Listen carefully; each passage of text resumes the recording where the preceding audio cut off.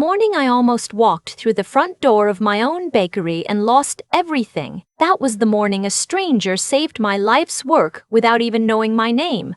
It was the third week of October. The kind of October morning we get in Halifax. Cold enough that your breath makes little clouds, but the sky so blue it almost hurts to look at. I had driven in earlier than usual because I wanted to check on the anniversary cake display before the staff arrived. 42 years. That's how long Whitfields had been standing on Barrington Street. 42 years of butter tarts and matrimonial cake and the brown bread that my mother taught me to make in a kitchen that no longer exists. I was proud of that number in a way I couldn't always explain to people. It wasn't just a business. It was the thing that had outlasted my marriage, outlasted my knees, giving out twice, outlasted a flood in the basement and a fire in the back kitchen and a pandemic that should have killed us but somehow didn't. I pulled into the alley behind the building just after 6.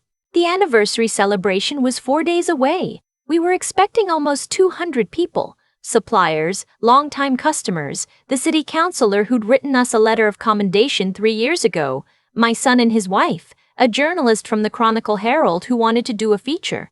I had a list in my coat pocket that I had rewritten 4 times.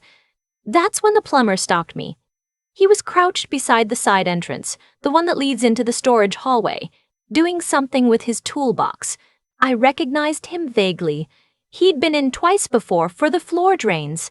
A quiet man named Terence, somewhere in his 50s, with grease-stained work pants and a coffee thermos that never seemed to leave his hand. He looked up when he heard my boots on the gravel, and the expression on his face was wrong, not alarmed exactly. More like careful. The way a person looks when they've just heard something they weren't supposed to hear and they're deciding what to do about it. He stood up slowly.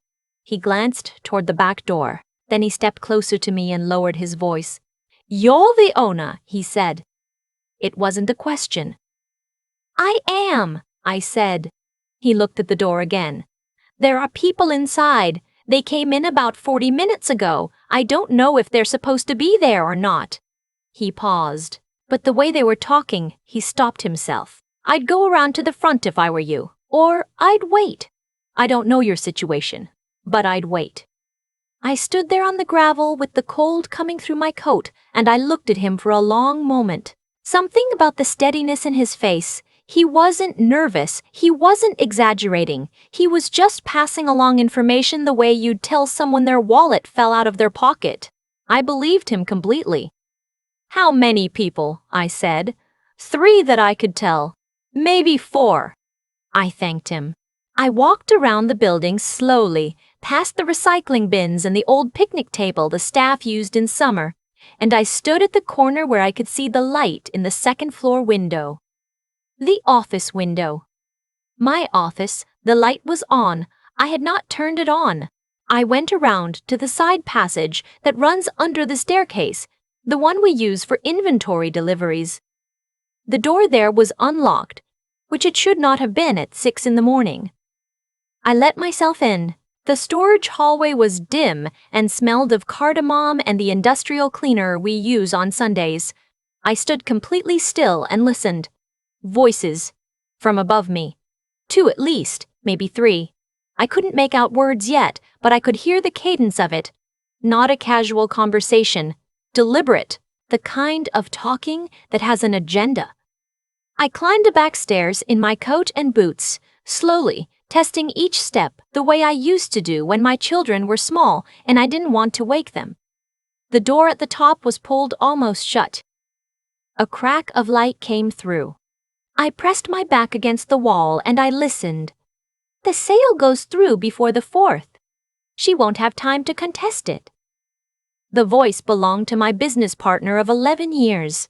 I knew it the way you know a voice that has called you on the phone hundreds of times, that has sat across from you at the table every Tuesday for over a decade.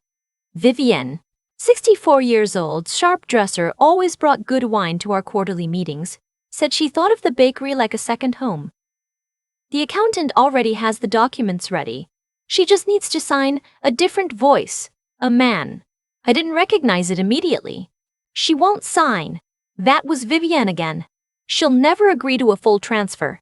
So we need the power of attorney to go through first. The cold in the hallway was nothing compared to what went through me then. Power of attorney. For the bakery. I had not signed any power of attorney. I had not discussed any power of attorney. I hadn't even been told there was paperwork in progress.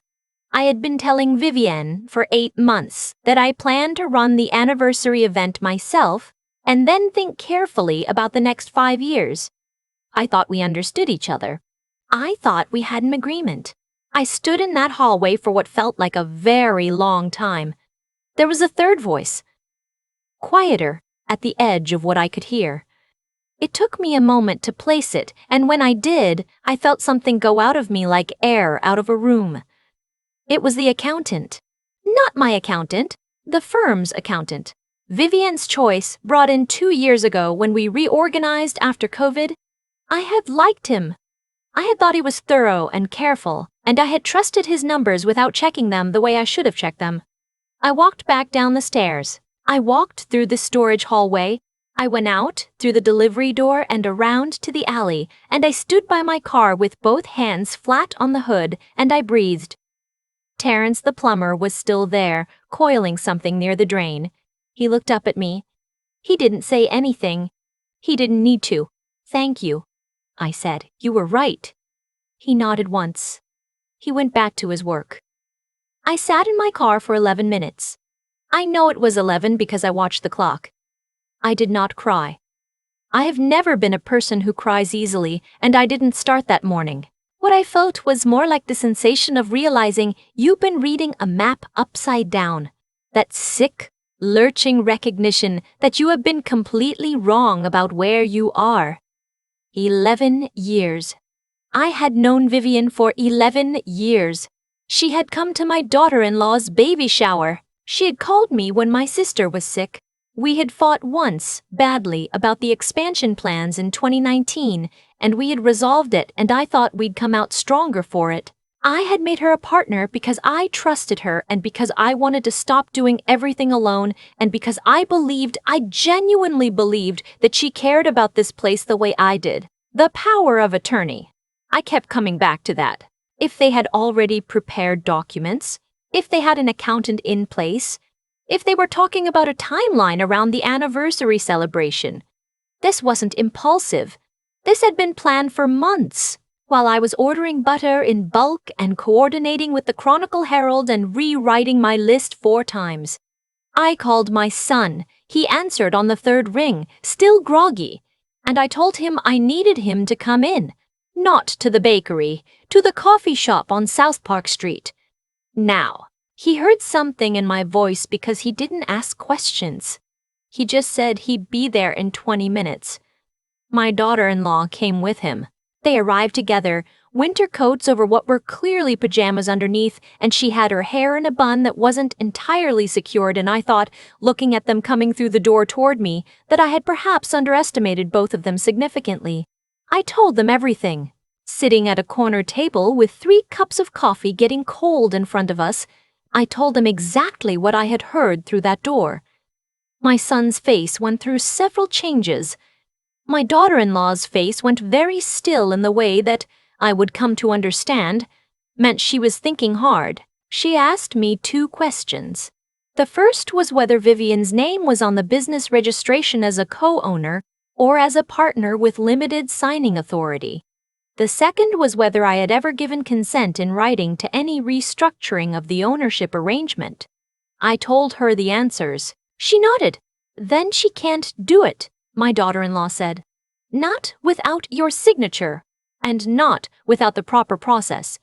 If they're trying to rush it through before the anniversary, it means they know it won't hold up if you have time to respond." She looked at me steadily. "But we have to move before they do."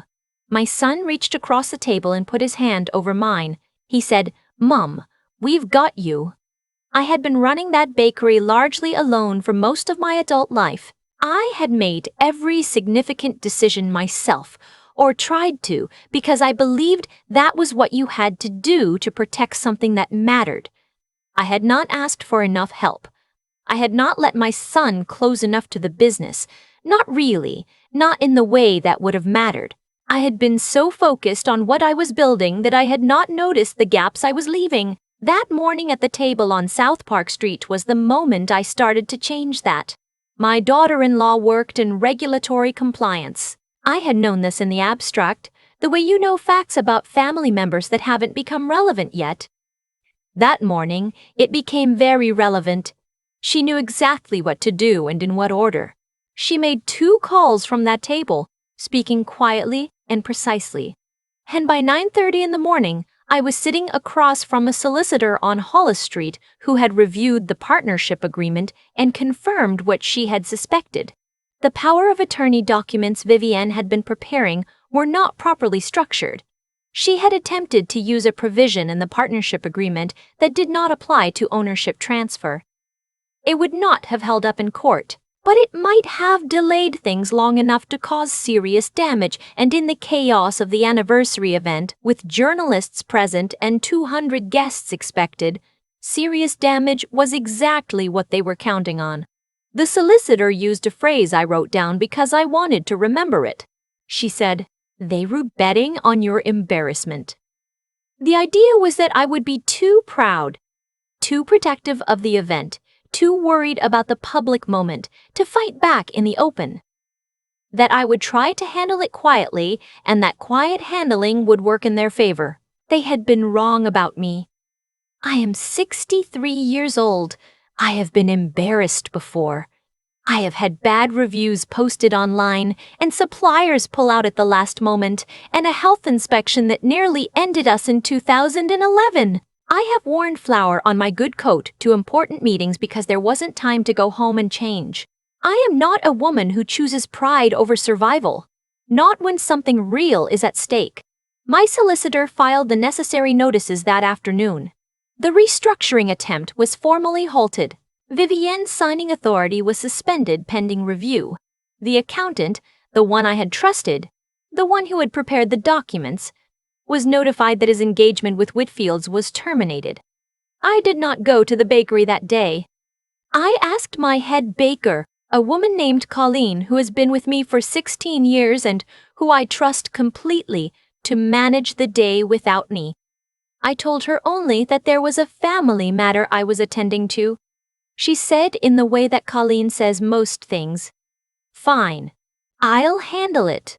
That evening I sat in my kitchen and I looked at the list in my coat pocket. The list for the anniversary. 200 people. The Chronicle Herald. The city councilor's letter framed in the hallway. 42 years. Vivienne called 3 times. I did not answer. She sent a message the following morning that was 3 paragraphs long and that I will summarize as, she had been trying to protect the business. She had concerns about the direction I was taking. She had thought this approach was better than a conflict. She was sorry it had happened this way. I read it twice. I set my phone down. I went and made myself a cup of tea. The legal process took longer than the 4 days before the anniversary. Of course it did. These things always take longer. There were documents and hearings and a mediated session in a boardroom that felt nothing like the bakery and everything like a room designed to make you feel small.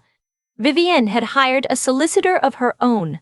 The accountant had his own representation. There were weeks when I went home exhausted in a way that had nothing to do with being on my feet all day.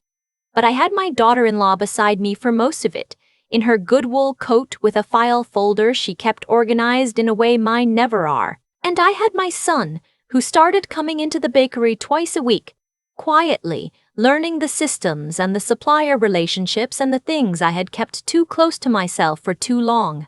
He didn't ask me to explain everything at once. He just showed up and paid attention. The anniversary celebration happened. 4 days later, as scheduled. 212 people came. The Chronicle Herald ran the feature on the Saturday. The city councilor gave a small speech. The matrimonial cake was exactly right, and the brown bread was exactly right, and Colleen had organized the display better than I had described it. Vivienne was not there. The accountant was not there. My son stood beside me when the councilor spoke. And at one point he leaned down and said something in my ear that I won't repeat here because it was only for me. But I will say that I stood a little straighter after he said it. The outcome of the formal process came several months later. The attempted restructuring was found to be improper.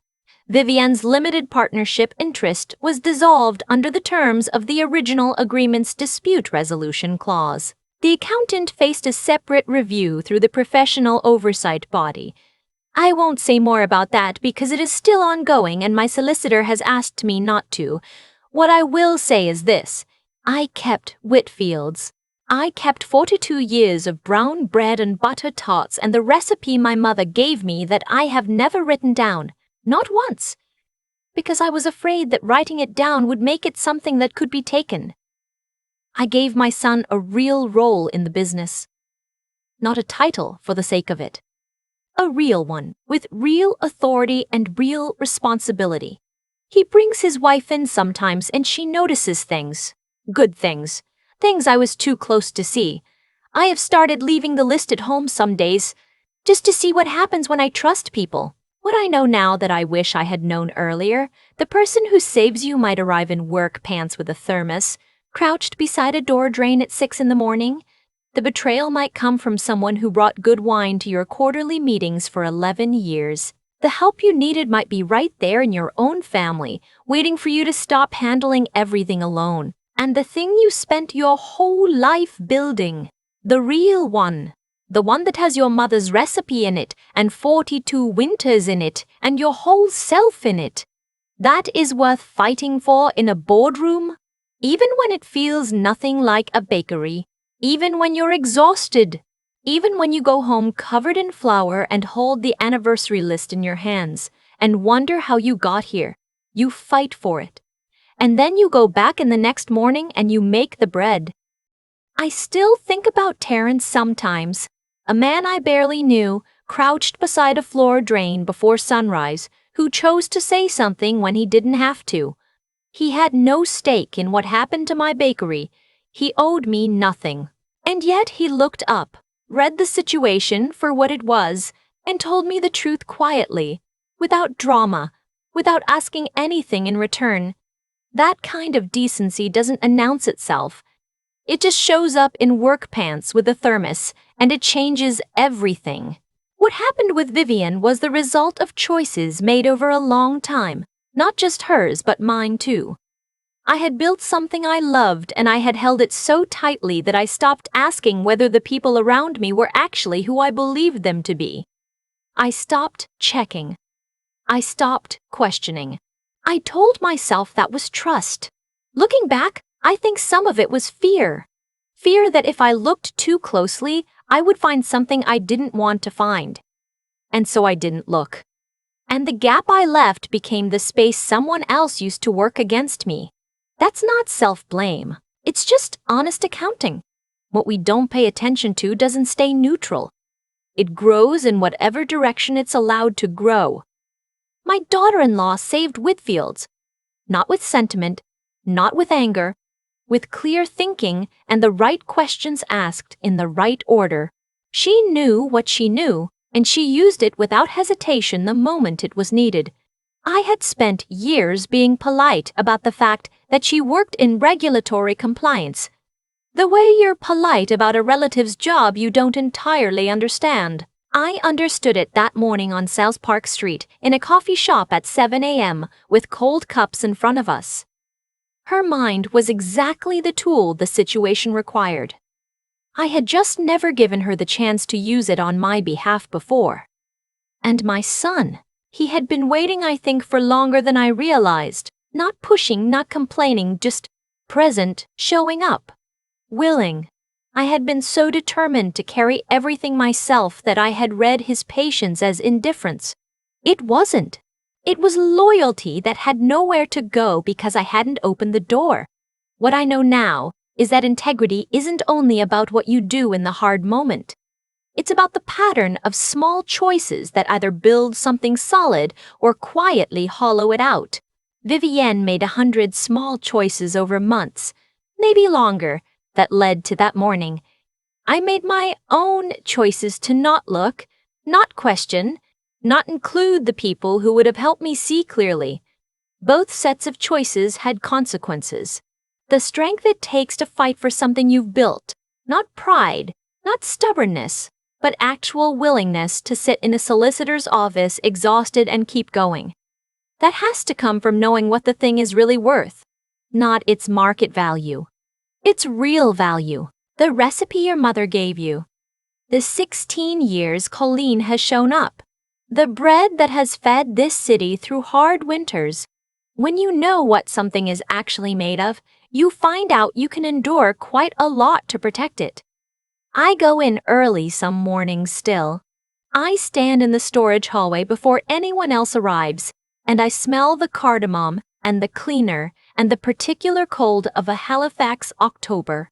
And I think, I almost didn't get to keep this. I almost let it go without a fight because I was too proud or too tired or too certain I already knew who I could trust. You don't always get a warning. I got one. I intend to keep earning it.